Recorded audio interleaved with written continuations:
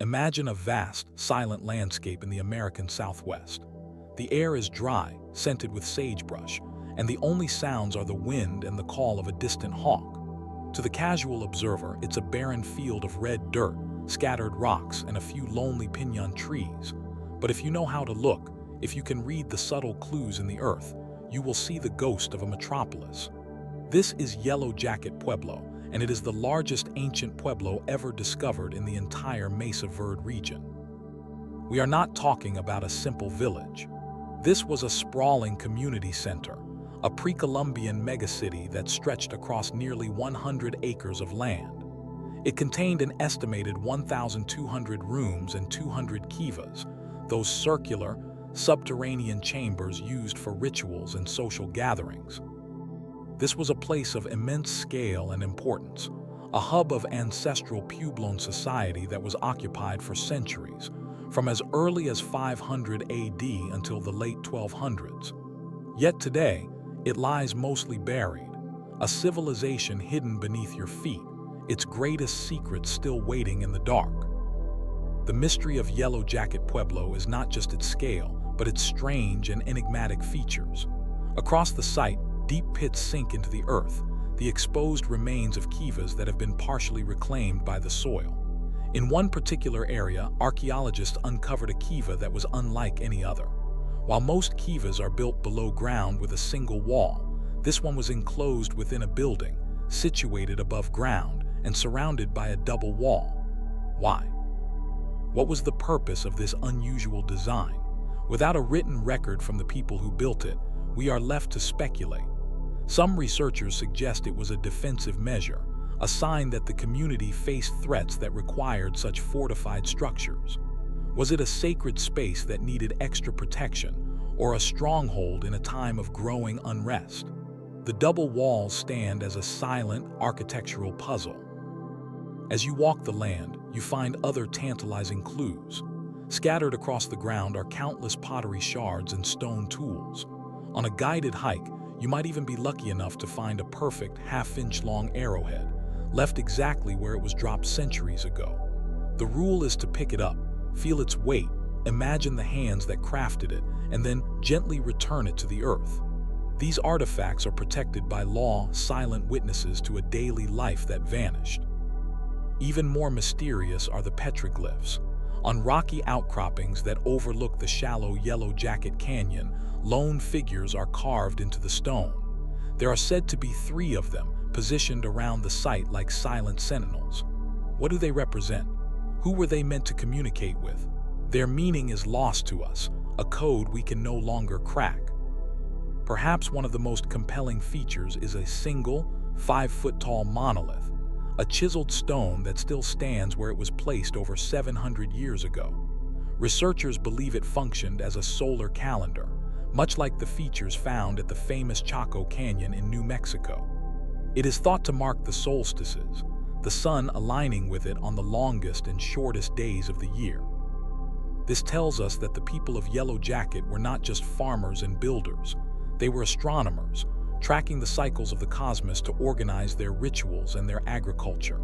They built a complex society using nothing but stone tools, clay, and mud, a society that thrived in this challenging environment for generation after generation.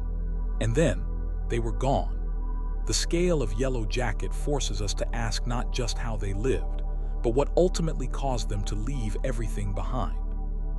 What final event led them to walk away from this, the greatest of their cities, and vanish into the pages of history? High on the flat-topped mesas and deep within the sheer sandstone cliffs of southwestern Colorado lies one of the most iconic archaeological landscapes on Earth, Mesa Verde. Here, the ancestral Pueblones built breathtaking stone cities tucked into giant natural alcoves. The most famous of these is Cliff Palace, a multi-story complex of 150 rooms and more than 20 kivas, a veritable skyscraper of antiquity built directly into the face of a cliff. To stand there today is to be filled with awe and with one overwhelming question. This was a hub of Pueblo society, a place where as many as 30,000 people lived and thrived at its peak in the middle of the 13th century. Yet, by the year 1300, it was completely empty. Every last person was gone. In the span of just a few decades, one of the most populous parts of North America became a ghost land. This was a vanishing act of staggering proportions, and its causes have been debated by archaeologists for well over a century. For a long time, the explanation seemed simple. A profound drought hit the region in the 1270s, a drought that would have made farming in this arid landscape nearly impossible. It seemed logical that a lack of water and food drove the people away. But as researchers looked closer, a more complex and troubling picture began to emerge. The drought was not the only factor, it was the final straw. Evidence suggests that the society was already rocking from a series of destabilizing troubles.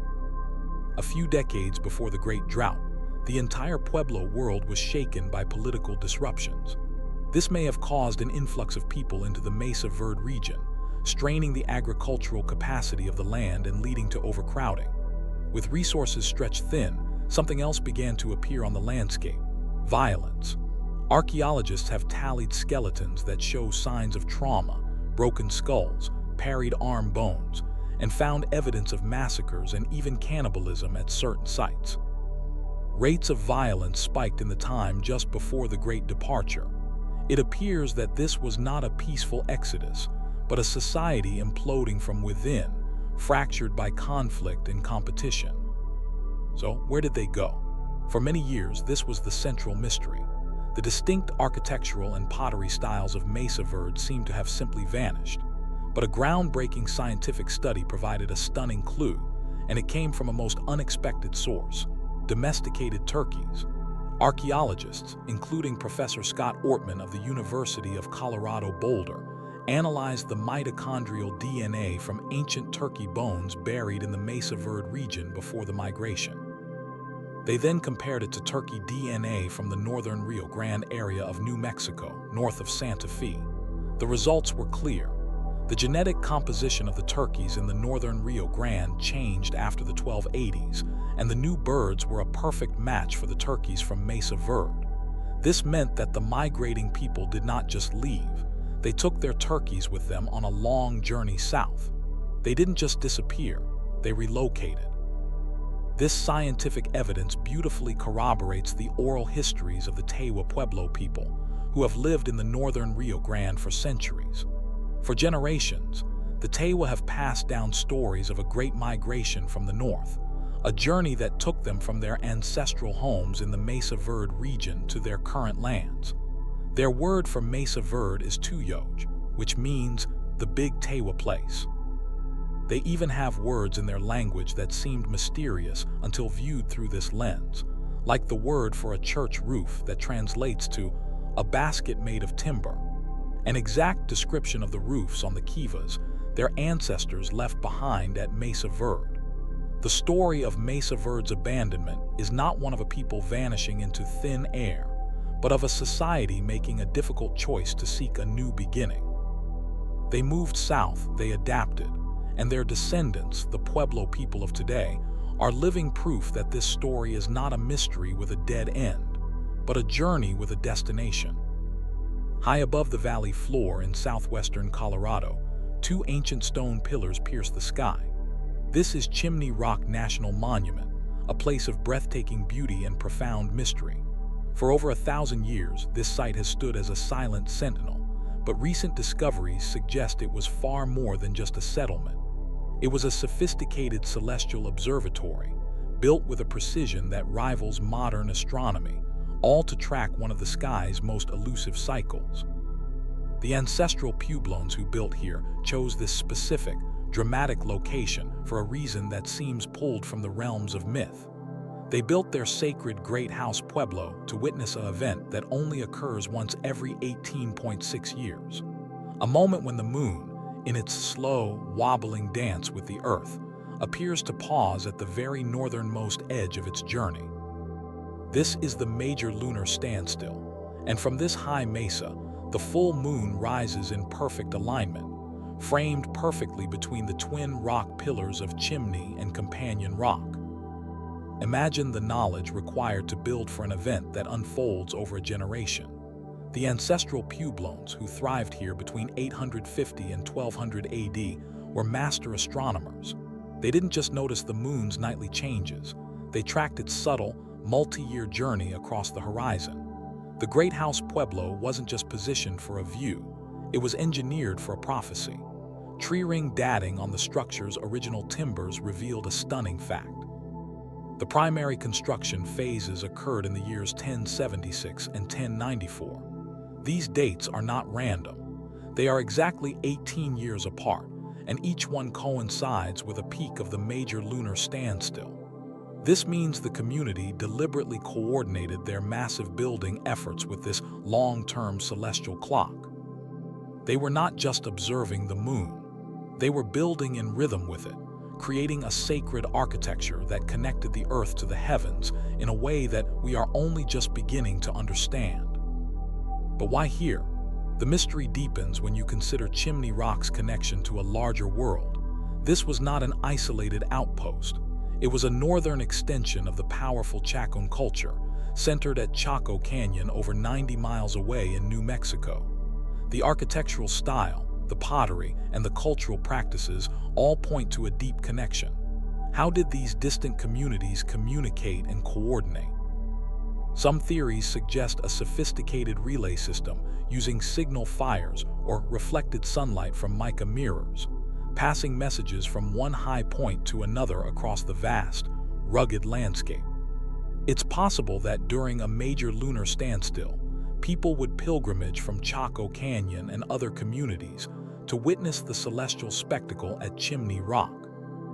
The site may have served as a ceremonial center, a place where spiritual leaders gathered to reaffirm their connection to the cosmos and to each other. This transforms Chimney Rock from a simple observatory into a sacred temple of the sky, a place where time itself was measured not in days, but in the slow, majestic pulse of the moon. The true wonder of this place is in the details. The lunar standstill is not a single night's event. For about 3 years, the moon appears to rise in nearly the same northern location, a phenomenon that would have allowed for repeated ceremonies and observations. Yet, the window to see the moon actually slip between the stone pillars is incredibly brief, lasting a mere 4 to 6 minutes after it first crests the horizon.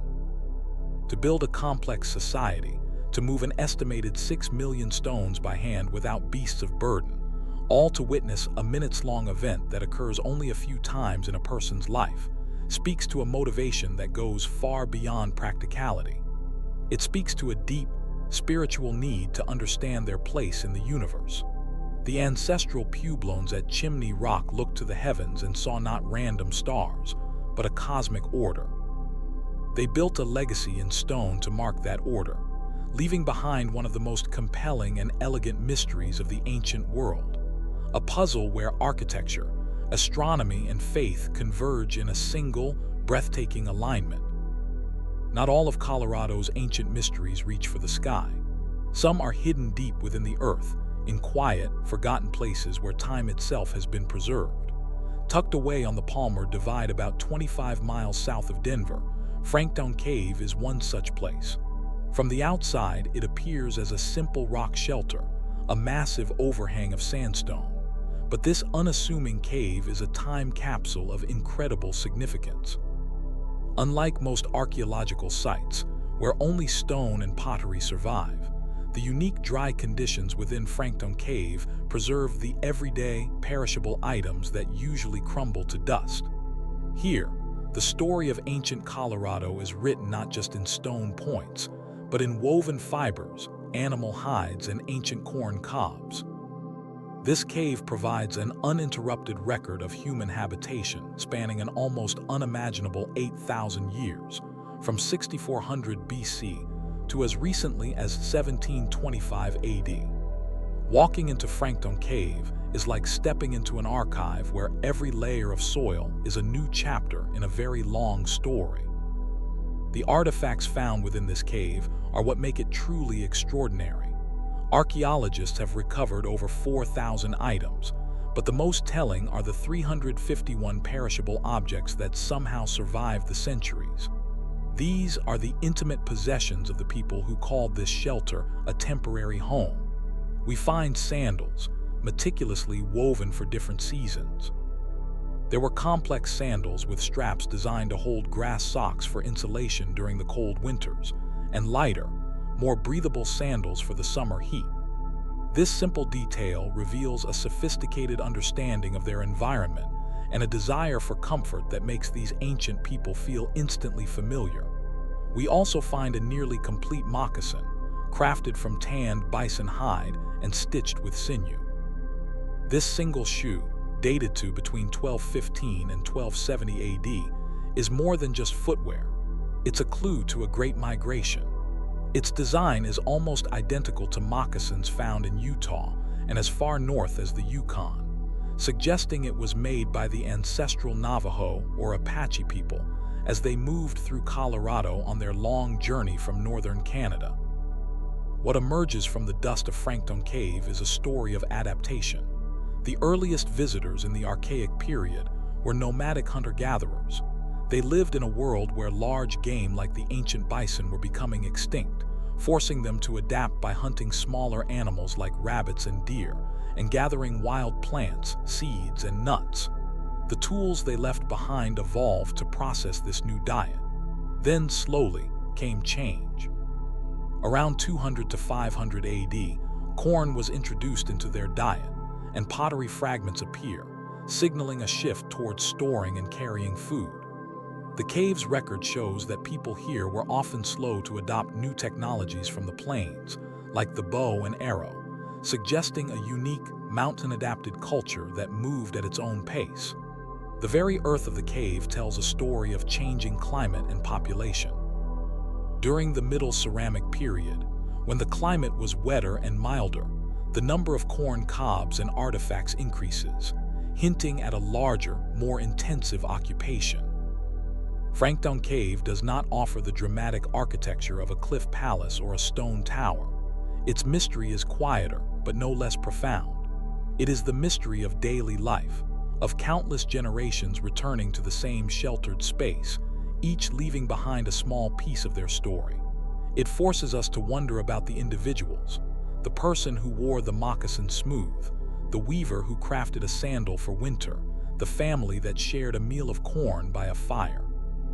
This cave is a testament to the deep, enduring thread of humanity in the American West, a story of resilience and gradual change written in layers of discarded tools, woven fibers, and the remnants of ancient meals.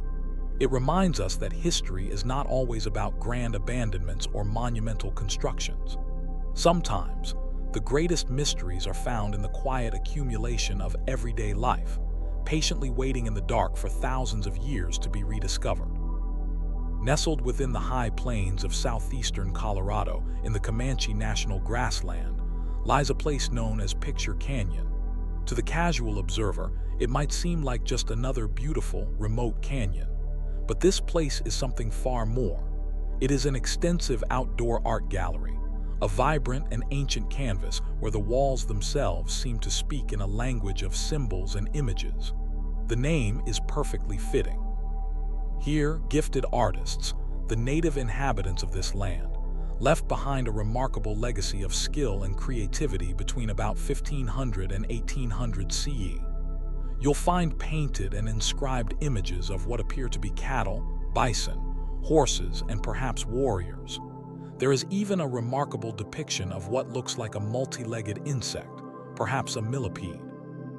These genuine messages in stone, etched and painted onto the rock faces, are a testament to a deep and enduring human presence. But among these clear and evocative images, there is one small cave that holds a secret which has sparked a debate lasting decades. A secret that challenges our understanding of who might have walked this land long ago. This place is called Crack Cave. It is a small, unassuming rock shelter, now protected by locked metal gates for its preservation. And within it, on the interior wall, is a series of markings that are anything but simple. They are a collection of parallel lines, grooves etched into the stone. To some researchers, these were not just random scratches. They looked like something else entirely, a form of writing called agam. Ogham is an ancient Celtic script developed and used in Western Europe between the 4th and 9th centuries CE. The proposal was staggering. If true, it would mean that wayfaring Celts, mariners from across the Atlantic, had found their way to this remote Colorado Canyon centuries before Columbus. Local researcher Bill McGlone didn't just identify the script, he translated it. He concluded that the message, which he read as BMLHBL, could be filled in with vowels to read Bimla Bell, or sun strikes here on Bell, with Bell referring to the vernal equinox. This interpretation was seemingly proven by a celestial phenomenon. Just as the inscription supposedly claimed, on the spring and autumn equinox, the dawn sun's rays illuminate the cave's wall, striking the very spot where the markings are carved. The nearby town of Springfield even sponsors equinox festivals and tour to celebrate this event. It's a compelling story, a perfect blend of ancient mystery and astronomical alignment. But as with all good mysteries, archaeology urges caution and asks us to look deeper. The investigation into Crack Cave is a lesson in how to be a detective of the deep past. The first question is one of appearance.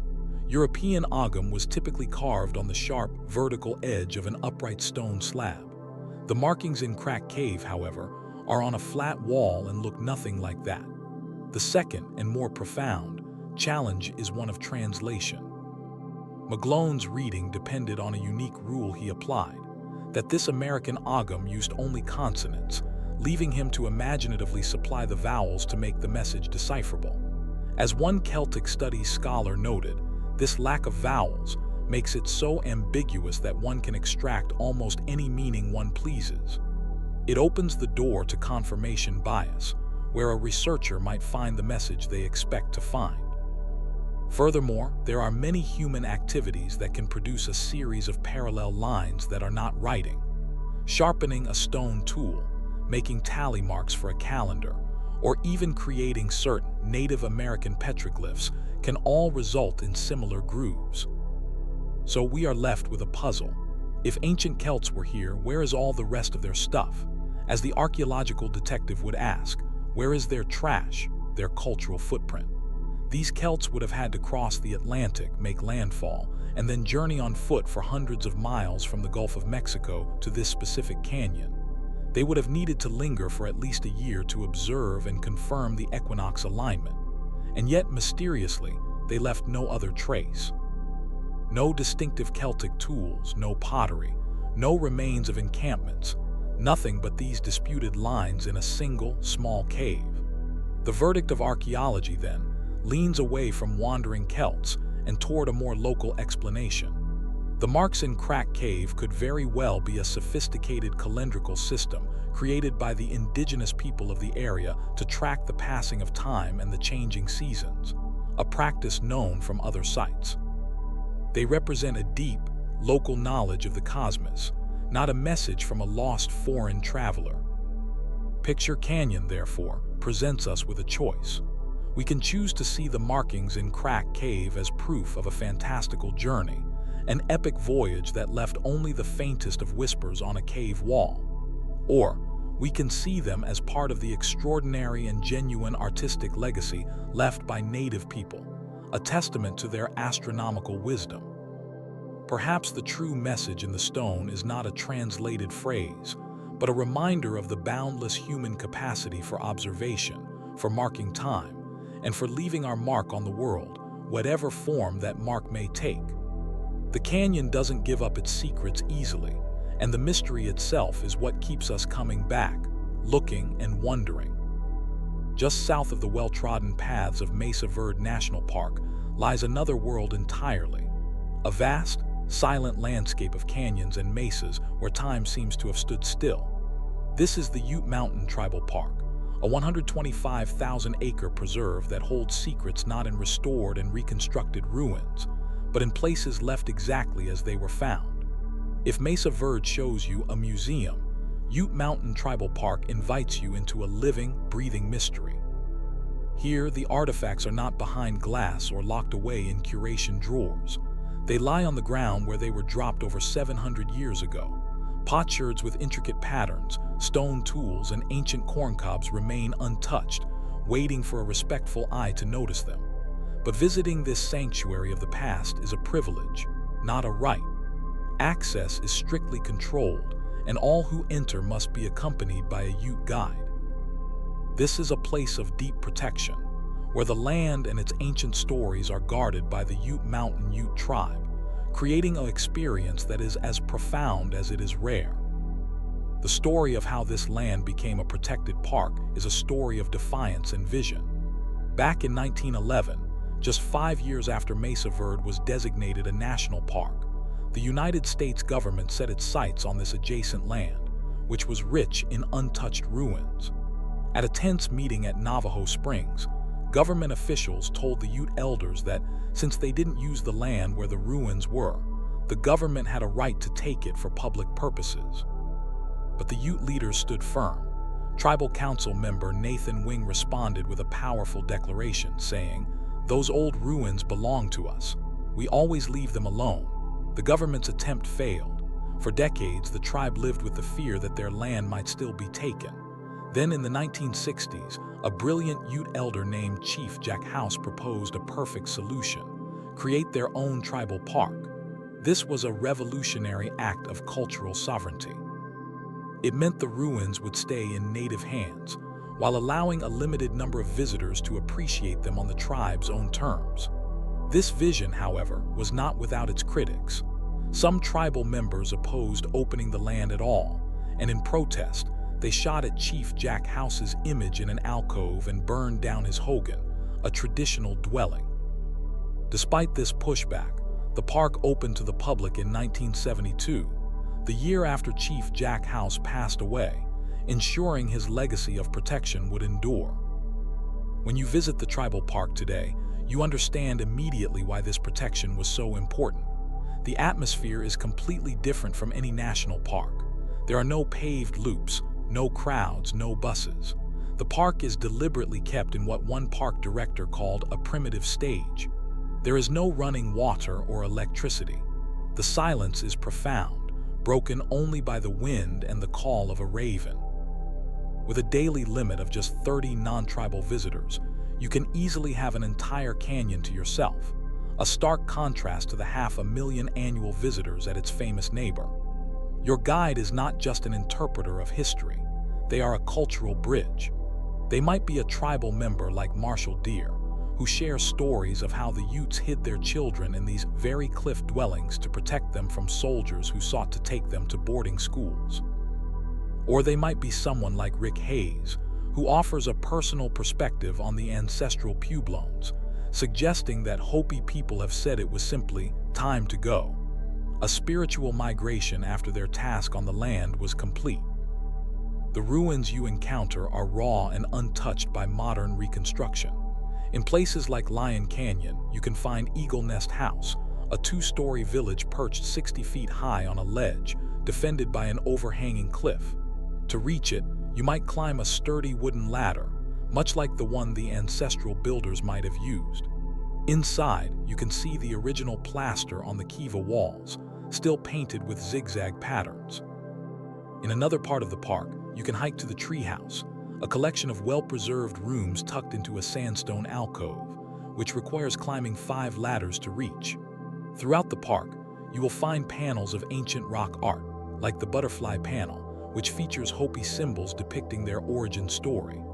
On a sandstone slab, you might see an intricate drawing of a spider and a spiral, which a guide might explain signifies the Hopi story of the creation of the world by Spider Grandmother.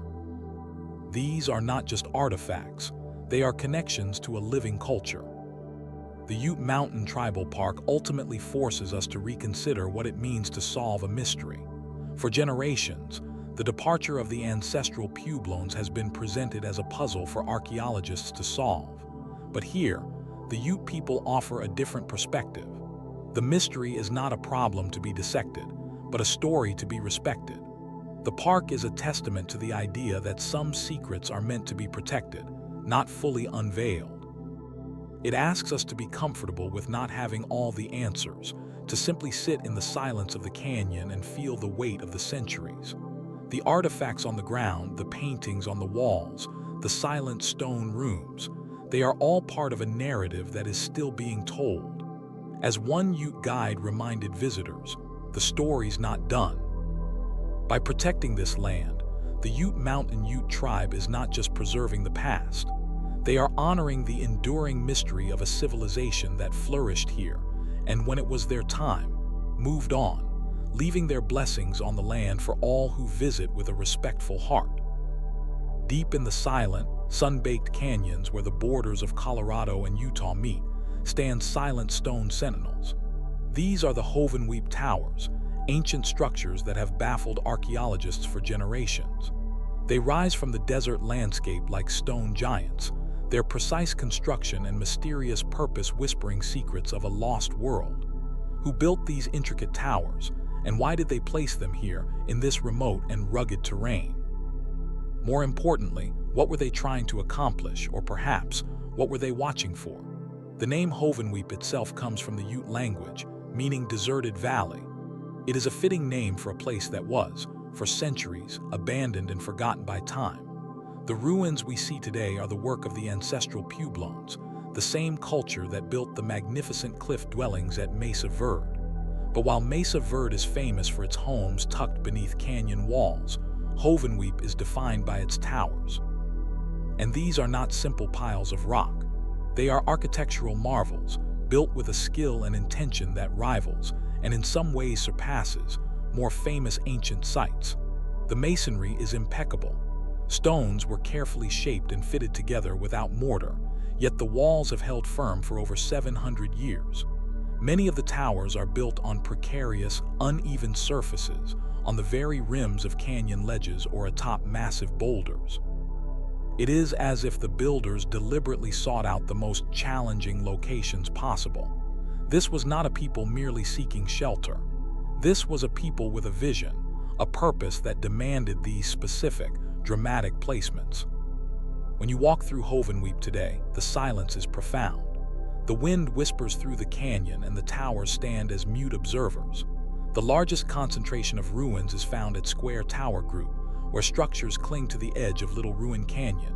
Here, you will find the iconic Hovvenweep Castle, a D-shaped building with multiple rooms, and the Square Tower itself, which once rose several stories high. But the true mystery begins when you look closer. The towers are not randomly placed. They are positioned with a startling degree of precision. Many of the structures feature small, carefully aligned portholes and windows. For a long time, it was assumed these were for defense, allowing archers to shoot at invaders. But this theory has its problems. Some of these openings are too narrow to fire an arrow through effectively. Others are placed in positions that offer no strategic defensive advantage. So, if not for war, what were they for? This is where the mystery truly deepens. In the late 20th century, researchers began to suspect that the towers of Hovvenweep were not fortifications at all, but something far more sophisticated, an ancient astronomical observatory. Imagine a civilization without written records, yet possessing a deep, intimate knowledge of the sky. They watched the sun, the moon, and the stars, using their movements to mark the passage of time, to know when to plant crops, and to guide their spiritual ceremonies. At Hovvenweep, the evidence for this is etched into the stone. Certain windows and doorways are aligned to capture the light of the sun during the solstices and equinoxes. On the longest day of the year, the summer solstice, a single beam of sunlight might pierce a specific window and fall on a spiral petroglyph carved into a far wall. On the winter solstice, another alignment would occur, marking the shortest day. The towers, therefore, may have been a massive, intricate calendar, built in stone to track the cycles of the cosmos.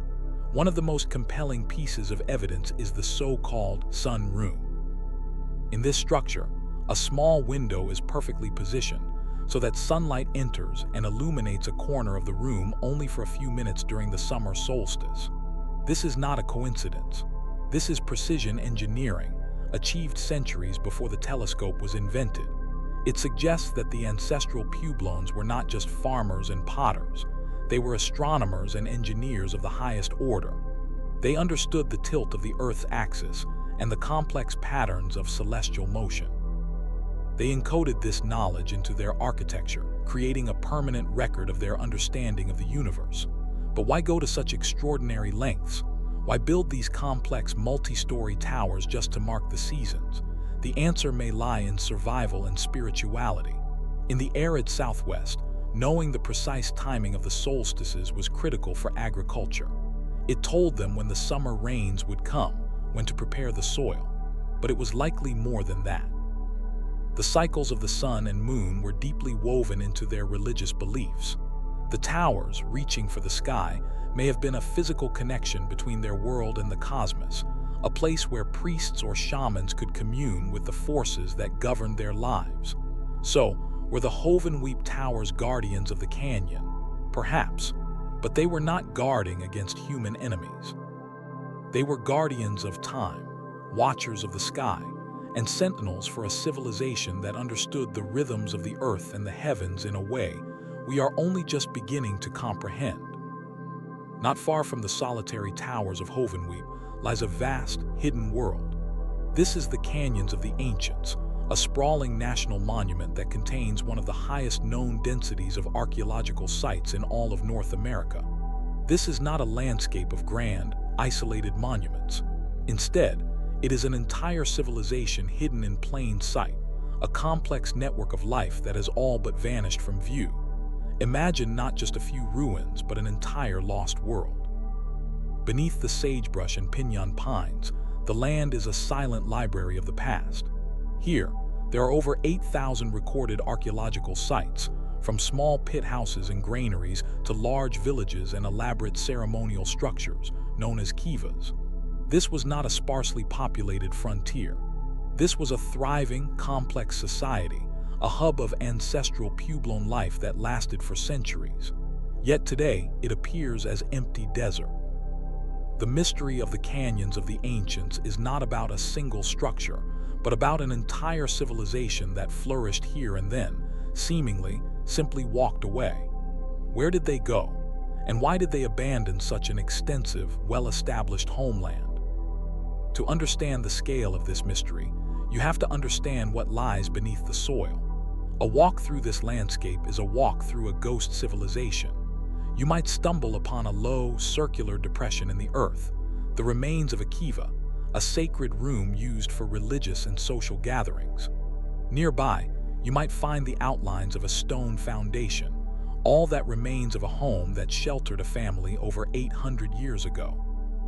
Scattered across the rock faces are petroglyphs and pictographs, spirals, handprints, and anthropomorphic figures, their meanings obscured by time. The most striking thing about the Canyons of the Ancients is its sheer normalcy. This was not a place of grand, isolated elites. It was a working landscape, a place where thousands of people lived, farmed, raised families, and practiced their traditions. They built complex water catchment systems to survive in the arid climate. They traded with communities hundreds of miles away, evidenced by shells from the Pacific coast and macaw feathers from Mesoamerica found at the sites. This was a sophisticated, interconnected society. Yet by the late 13th century, this entire world was in the process of being completely abandoned. The people left their homes, their fields, and their sacred kivas, and they migrated south, primarily to areas in New Mexico and Arizona, where their descendants, the modern Pueblo people, live today. The question that has haunted archaeologists for decades is why? The most common explanation points to a great drought that gripped the region from around 1276 to 1299. Tree ring data confirms this was a period of severe and prolonged aridity. For a society dependent on dryland farming, this would have been catastrophic. Crops would have failed, game would have become scarce, and the precious water sources would have dwindled. It is a logical, environmental explanation. But is it the whole story? Some researchers believe the truth is more complex. While the drought was undoubtedly a major factor, it may not have been the sole cause of the collapse. Evidence suggests that the society in the Canyons of the Ancients was already under significant stress before the worst of the drought hit. The population had grown, perhaps putting a strain on local resources. There are signs of social upheaval. Some sites show evidence of violence, of conflict between communities? Was it a combination of environmental pressure and social strife that finally caused the civilization to fracture? Did the drought simply be the final push that made an already difficult situation untenable? Another, more intriguing theory involves not just a physical crisis, but a spiritual one. The ancestral Pueblones had a deep, sacred connection to the land.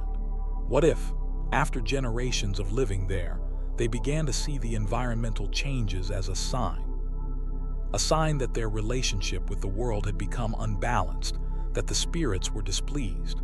Their migration, then, may not have been just a desperate flight from hunger, but a purposeful, spiritual journey to find a new center place, a new homeland where they could live in harmony with the world. This would explain why they left so much behind.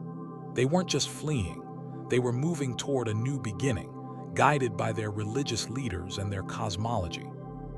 The canyons of the ancients, therefore, is more than a collection of ruins. It is a profound and haunting lesson in the fragility of civilization. It asks us to consider what happens when a society faces an existential challenge, be it climate change, social conflict, or a crisis of faith. The people who built this hidden world were resourceful, intelligent, and deeply connected to their environment. Yet, in the end, they had to make a choice to leave it all behind. As you stand in the silence of those canyons, you are not just looking at fallen stones.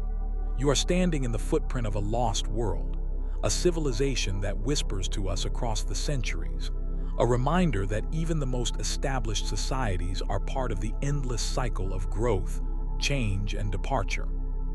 Imagine holding a stone in your hand, a stone shaped by human hands thousands of years ago. You examine it, thinking it must have been a tool for grinding or pounding. It sits in a museum drawer for decades, its true purpose a mystery. Then one day, someone taps it, and it sings. This isn't science fiction. This is the true story of the Lithophones discovered right here in the San Luis Valley, some of the first such instruments ever identified in Colorado. For years, these long, cylindrical, baguette-shaped stones found in and around the Great Sand Dunes National Park baffled archaeologists. They were clearly shaped by human hands, with one artifact dated to be over 5,000 years old. The initial assumption was that they were pestles, used for crushing materials in a mortar. But this theory didn't hold up. The stones lacked the telltale use-wear marks that such a utilitarian purpose would have left, and many were too long, heavy, and carefully shaped for such a simple task. Their function remained an enigma, a question waiting for an answer. The mystery was finally solved by archaeologist Marilyn Martorano.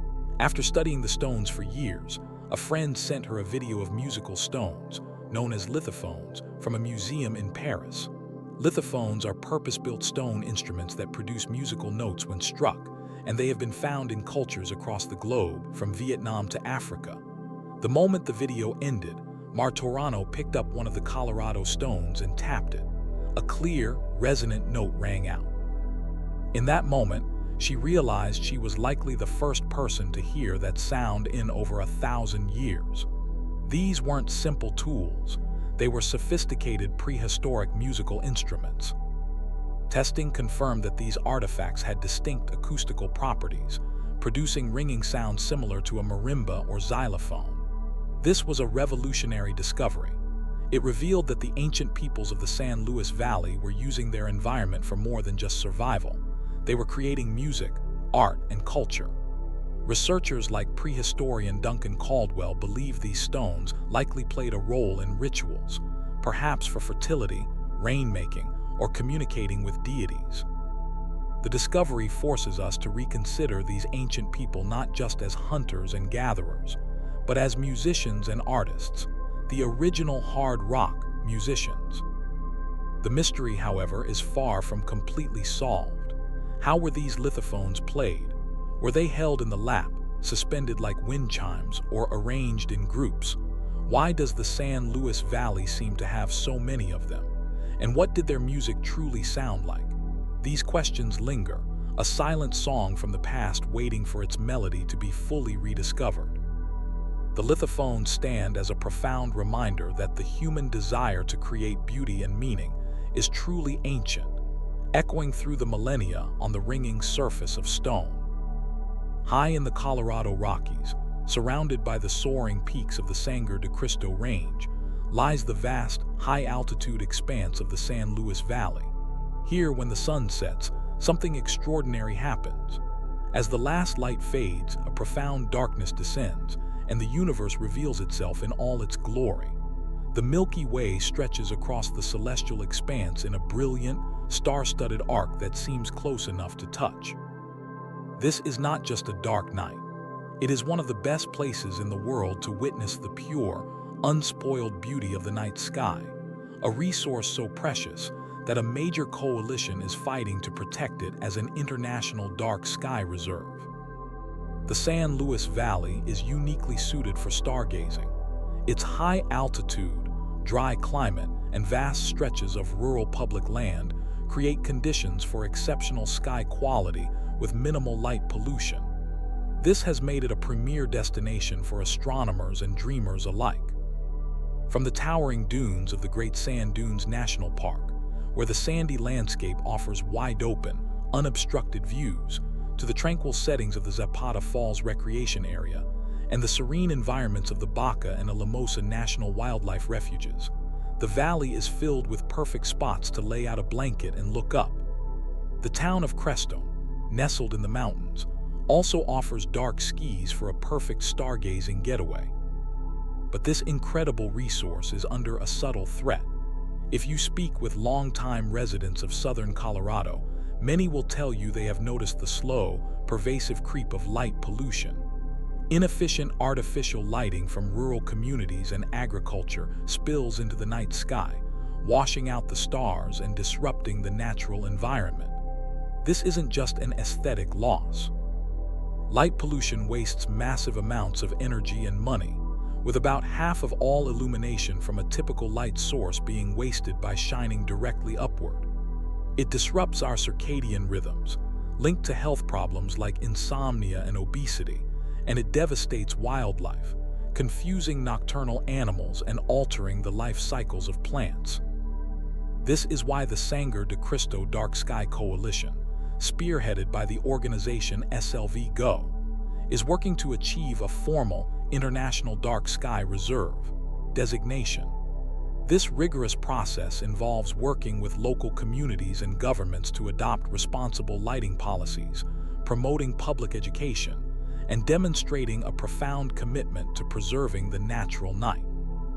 It's a recognition that the starry sky is a part of our natural heritage, as vital as the mountains and rivers. Historically, the night sky has been a central figure in cultures and traditions across the world, a source of navigation, myth, and inspiration. Protecting it is about more than just seeing stars. It's about preserving a fundamental human experience. So the next time you find yourself in the San Luis Valley after dark, take a moment. Step away from the lights, let your eyes adjust, and look up. You are not just looking at points of light. You are gazing into a deep cosmic mystery, onto a canvas that has inspired humans for millennia. In that profound silence, under that immense, star-dusted sky, you are connecting with an ancient past and helping to safeguard a brilliant future for generations to come.